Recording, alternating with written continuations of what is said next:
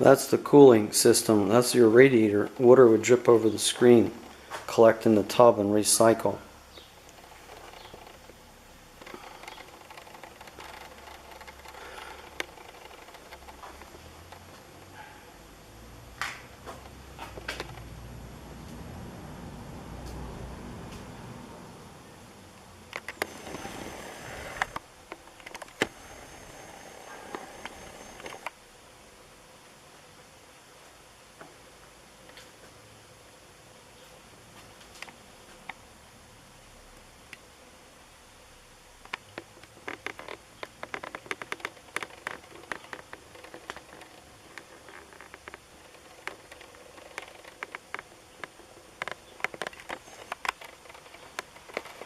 Here's a vertical. And that was where the belt would ride. Notice the hump? That would keep the belt centered instead of slipping off. On that, they call it the power takeoff.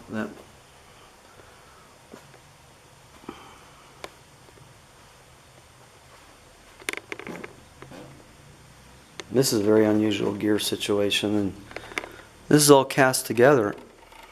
It was not an add-on. Magneto. Magneto delivers a pulsed electrical charge versus an alternator generator that's you need a regulator for those, an additional part.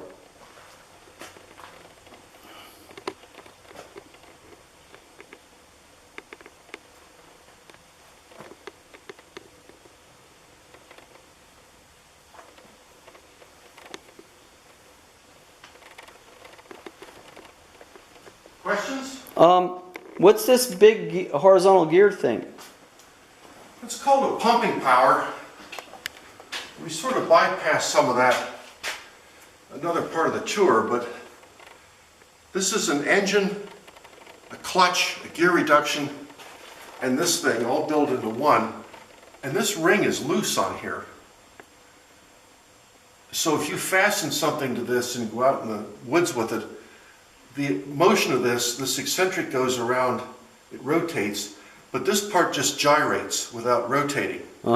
So it imparts a horizontal oscillating motion to that iron rod going out through the woods. I see. At the other end of the rod there's a bell crank that converts the horizontal motion to vertical pumping motion.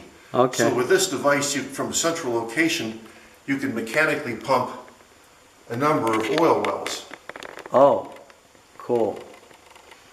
And it's also called a rod line power, and the well could be a half a mile from this thing, and the iron rod went out through the woods. I've seen these moving shafts when I ride through that area, the oil country, and you know, you mean like back and forth? Yeah. Well, it was one of these on one end and an oil well. well. Wow.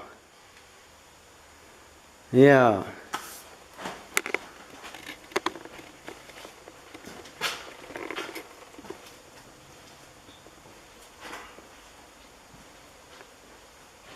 This is Coolspring, Pennsylvania.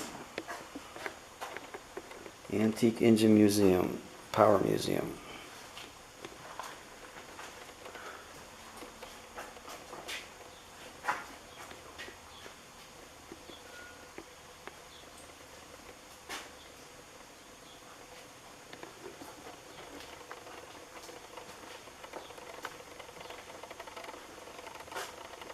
Now this has these little, like, lugs on the spokes there? Yeah, what's that for? That was a fairly common method. You'll see a number of engines here that have those method of attaching a pulley. Oh, okay. And in fact, this International Harvester engine here has a pulley attached to those. Oh, lugs. for the power takeoff? Yeah. Oh, I see. They bolt through. Yeah. And then you put your different pulleys on. And these lugs are machined, so the pulley is concentric with the shaft automatically. Nice. This engine back here has those also. And so does this. A little harder to see, but you can see the lugs there. And then later on, modern technology shifted away from the momentum of a flywheel to just raw horsepower of the piston kicking out power at higher RPM powers and speeds. Yeah, These engines originally replaced steam engines, so they needed to have similar characteristics, speed, low speed, high torque, because the rest of the driven machine was designed for that. Oh. And as things progressed, they found they could take weight out of these by running them faster and having higher speeds and less torque. And the end point is kind of in the front end of your car, something that doesn't have much torque but runs really fast. Now, does the flywheel make things more efficient, or No. not really? It's an energy storage device. Most of these engines, there's one power stroke out of 4. Right. So when you have a power stroke, enough of that power has to go into the flywheel so the flywheel can give it back the next 3 strokes Right. to keep things turning and overcome engine friction, all that. Right. So every time the engine fires, energy goes into the flywheel, the speed goes up a little bit, and then during the next 1.5 revolutions, the speed goes down. Right. And your automobile sort of gets around some of that because it has multiple cylinders that fire at more frequent intervals. Yeah, the RPMs. Well, in your 4-cylinder engine, there's a power stroke for every half revolution All right. Okay. instead of 1 out of 4. Mm-hmm. Right.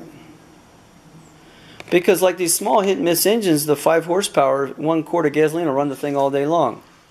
Well, but it's not putting out much power, just idling. All you're doing is overcoming friction. Mm.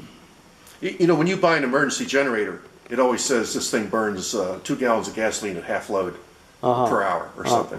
So it's dependent upon how much power you want to get out. There's nothing magic, and these engines in general were not very efficient because the compression ratios are quite low. Oh. And there's a fair amount of friction in the various large bearings and things like that. So, on the other hand, one of the major losses in an automobile engine is the air pumping loss.